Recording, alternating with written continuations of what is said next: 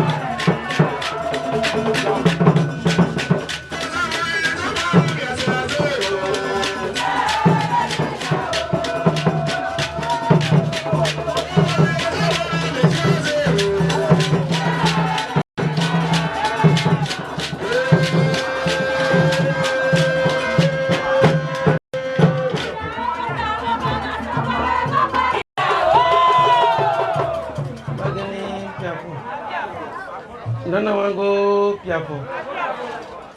Pula de mia so fo wa pula de mi.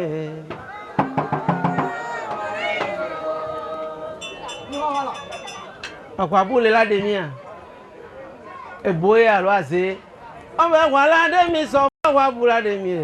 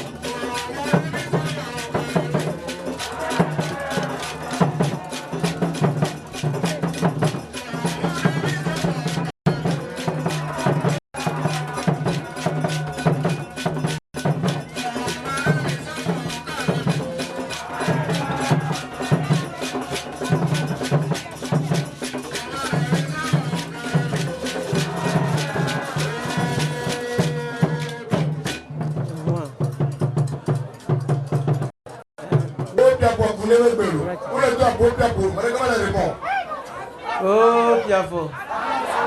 Koundé Piafo. Anana Piafo. Bagini Piafo. Nana Wango Piafo. Go Pia.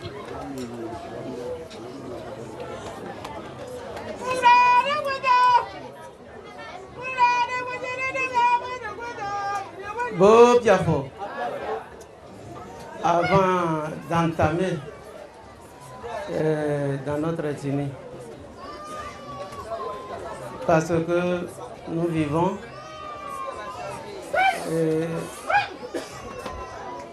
dans un pays que la majorité comprend le français. Bopia, la cérémonie d'aujourd'hui, c'est ce qu'on voulait expliquer. On ne peut pas faire une cérémonie sans cause. On ne peut pas faire une cérémonie sans l'explication. Cette cérémonie de Dieu est le vaudou. Parce que là où il y a la joie, il y a la vérité. Et les gens se regroupent. À partir de 7 personnes, jusqu'à même peut-être des milliers de personnes, Dieu est là-bas. La cérémonie de vaudou, c'est une cérémonie qui se fête dans le monde entier. Le Bénin, le Togo, Haïti, Brésil, Sénégal, Niger. 10 janvier se fête chaque année. Et on a commencé à fêter ça ici. C'est les gens ont envoyé des dons de bœufs parce que les choses ont marché, c'est différent. Ça, c'est une cérémonie de vaudou 10 janvier. Et comment la cérémonie a été autorisée. Et l'ancien président Nicéphore Soglo, qui était malade, il a fait tout, il allait en France un peu partout, la maladie n'a pas pu guérir. Et comme c'est un problème mystique, et les gens de Vaudou l'ont soigné. C'est là qu'il a dit, mais pourquoi nous-mêmes, on ne peut pas aussi fêter comme les fêtes qui viennent d'un peu partout. Les musulmans fêtent, les chrétiens fêtent. Donc les membres de Vaudou aussi ont le droit de fêter. C'est là qu'ils ont donné le statut. Et ça fait 24 ans aujourd'hui. Le vaudou, c'est quoi? Le vaudou, c'est une religion africaine. Je dis bien, c'est une religion africaine. C'est une religion africaine qui est à la base des plantes. Nous-mêmes, nous avons notre tradition.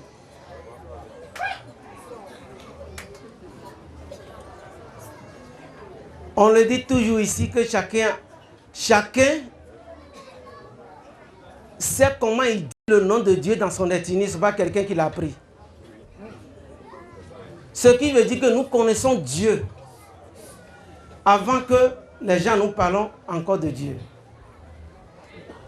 Qui peut se lever toute une journée sans dire le nom de Dieu? Vaudou est une religion africaine qui est à la base des plantes. Le vaudou n'est pas la sorcellerie. Le vaudou combat la sorcellerie. Le vaudou est ennemi de la sorcellerie. Dieu, je dis toujours ici que c'est comme un robinet. L'eau qui sort dedans qui fait les religions. Toutes les religions sont vraies. Toutes les religions sur cette terre, là où les gens se regroupent, il ne faut pas se moquer de toi. Toutes les religions sont vraies. Mais c'est les pratiquants qui font le problème. Parce que tu peux trouver le vaudou ici. Nous parlons ça ici. Tu peux aller trouver ailleurs. La personne, on lui a donné le vaudou et il fait ça avec le banditisme. C'est-à-dire il est voyou. Et on lui a donné le vaudou et il prend le vaudou pour faire le voyou. C'est comme le mosquée est créé dans la vérité. Si quelqu'un qui est dans la mosquée ne fait pas bon, on va dire musulman n'est pas bon. Alors que l'imam qui lui a dit de faire ça. L'imam donne des bons enseignements. Les pasteurs donnent des bons enseignements. Donc c'est en nous-mêmes qui se trouve Dieu. Dieu, on n'a pas besoin de dire le nom de Dieu pour chanter, pour s'amuser. Il y a des gens qui disent le nom de Dieu pour s'amuser. Dieu répond à celui qui l'appelle sur la vérité. Si tu l'appelles sur le mensonge, s'il te répond, tu vas mal terminer. Parce que la vie, ce n'est pas le commencement qui compte. C'est la fin. Et c'est le respect de chacun qui fait une religion. Toi, tu vis dans une cour, tu ne salis pas ton voisin. Tu dis, tu crois en Dieu. Tu as la haine. Tu es tout le temps dans les palabres. Quelqu'un qui va au marché, tu es à côté de lui, tu es allé chercher les médicaments pour verser là où il vend. Et tu parles de Dieu. Dieu te voit.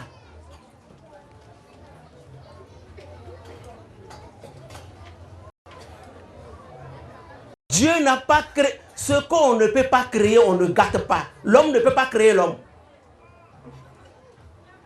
C'est pourquoi j'ai dit ici l'autre jour, quand les gens sont venus deux bœufs pour donner des dons, que l'homme ne peut jamais guérir l'homme. L'homme soigne l'homme. Mais c'est l'homme, c'est Dieu qui peut guérir. Sinon, le meilleur docteur qui va faire opération, il y a d'autres qui vont mourir, il y a d'autres qui vont guérir.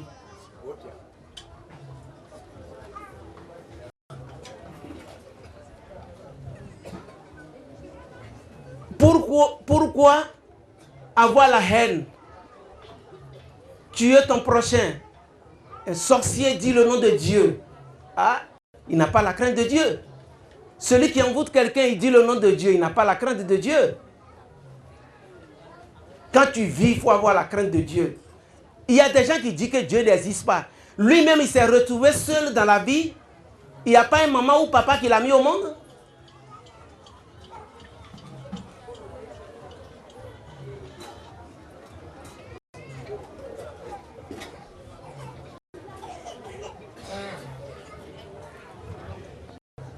Dans toutes les religions, il y a la vie, il y a la mort, il y a le pauvre, il y a le riche.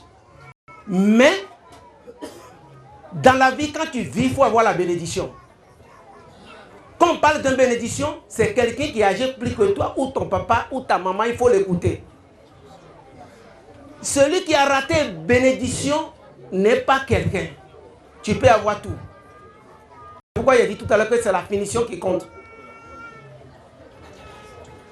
Si ton papa et ta maman sont contents de toi et tu les respectes, tu les écoutes, ou bien une grande personne, je vois que tu es béni par Dieu.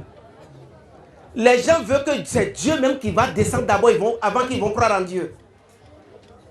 Il y a des gens qui veulent voir Dieu la vie. Alors que Dieu, il passe toujours par quelqu'un.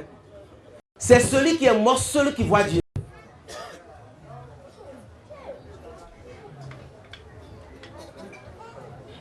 Donc c'est pour expliquer que le vaudou, c'est une religion africaine qui est à la base des plantes, qui essaye de traiter les gens, soigner les gens. Et c'est Dieu qui donne le dernier mot. On le dit toujours, tout va finir. Nous-mêmes, on va finir. Mais la parole de Dieu et l'adoration des ancêtres ne peut jamais finir.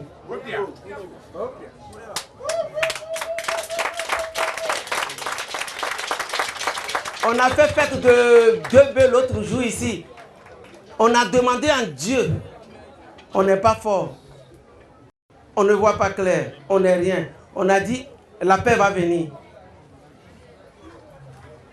Effectivement, dans l'élection, Dieu a accepté. C'est en nous-mêmes qui se trouve de Dieu, c'est la foi. Et la paix va venir plus que ça. S'il y a la paix, tout le monde est libre. L'année va être bonne pour tout le monde. Ce que chacun a cherché l'année passée, qu'il n'a pas trouvé, l'année qui va venir, il va trouver. Celui qui n'a pas mangé poulet cette année, il ne faut pas dire non, les gens ont bien fêté, les enfants ont bien habillé. Tant, la vie est un passage, chacun à son tour. Si tu n'as pas bien fêté cette année, l'autre année, tu peux bien fêter. Le vrai fait, c'est la santé. Si tu as la santé, il y a déjà la fête. Que je remercie tout le monde. Asempai. Bopiafo.